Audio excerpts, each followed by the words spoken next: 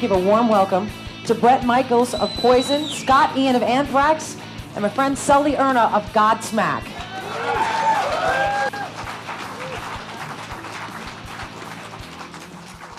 They're here for you guys, so please, whatever questions you want to have for them, just shout it on out. They're here for you. All right, one more time. Scott, Sully, Bret, give it up. Give it up. I want some. Some water there. There you go. You want to sit in the middle? You want No, I'm not sitting. I'm Mike. roaming. I'm roaming, man. Disorganized. Lynn, you want to sit here? No, well, if you really want. And I'll do the mic thing. Okay. How about that? Yeah. You're going to do something with the mic. I don't know what you're going to do with it. Watch it now. All right. Easy. So we're going to open it up for questions right away.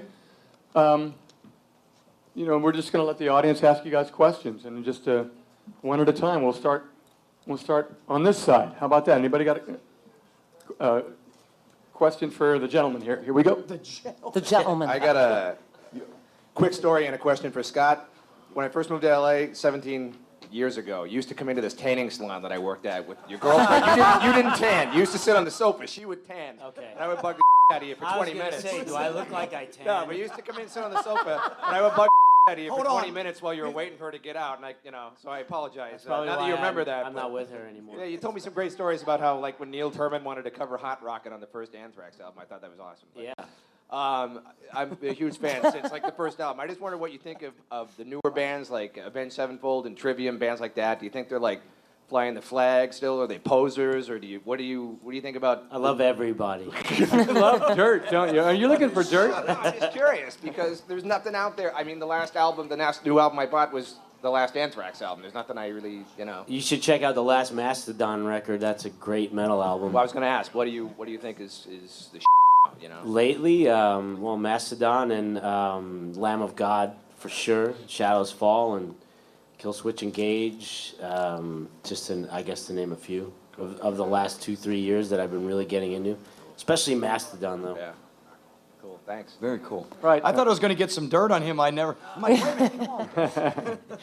All right. Any Godsmack questions? Now, it's interesting, too, because Bret's been to camp before, but Scott and Sully, this is the first time that they've been here. So any words of advice for these two as far as what was like here for you?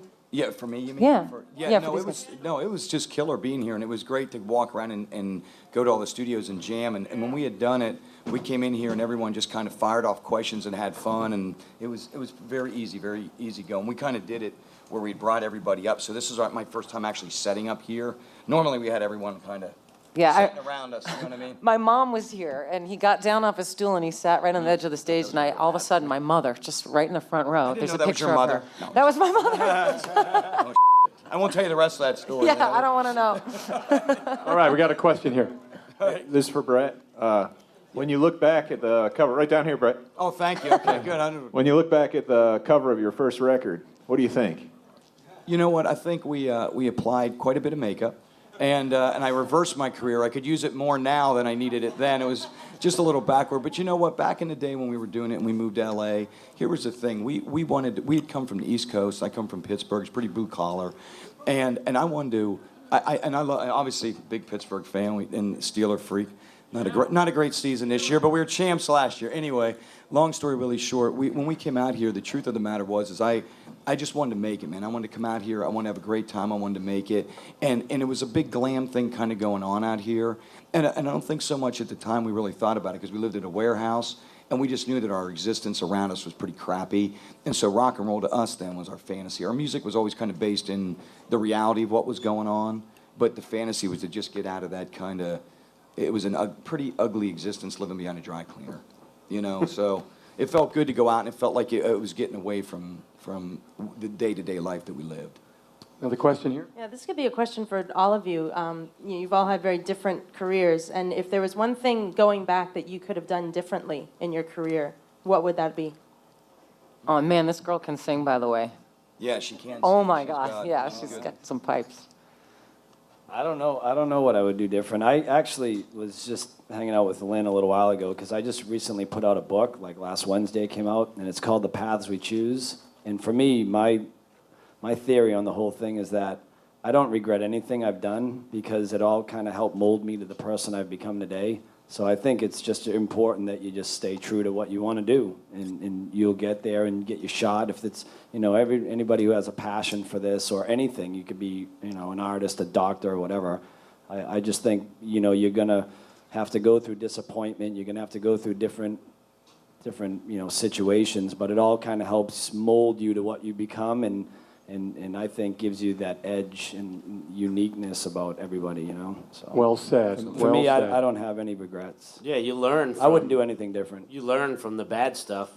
If everything was perfect all along the way, I mean, I can't even imagine, who you'd be as an individual, as a human being, if everything just came easy and it was just, there was never any mistakes, because you learn from all the mistakes, or at least, you're supposed to learn from the mistakes. Yep. Question? I couldn't be more true. Anybody else? Where we at? Right down the front here. Question for Scott. The TV show you're on with Ted Nugent and all those guys, was that as surreal in person as it came off on TV? Because it looked to be a pretty surreal experience to go through. A few people have asked me about it today, and on television it was a lot different than it was actually living in the house. All of us got along great, and Sebastian's not the guy that they made him out. I mean, Sebastian is Sebastian, but he's not the guy they made him out to be on that show. They set him up quite a bit to fall, and then again, he's the guy at the end of the day that they offered another series to, because he had the most drama surrounding him. So that's how that type of television works. I just am who I am. For me, the only thing I had to get over was the fact that I was going to live with Ted Nugent for 2 weeks, and which absolutely ruled. I said to some people today, that was my rock and roll fantasy camp, because it was 2 weeks in Vegas with guitars, and Ted Nugent was my counselor, so I couldn't have had a better time.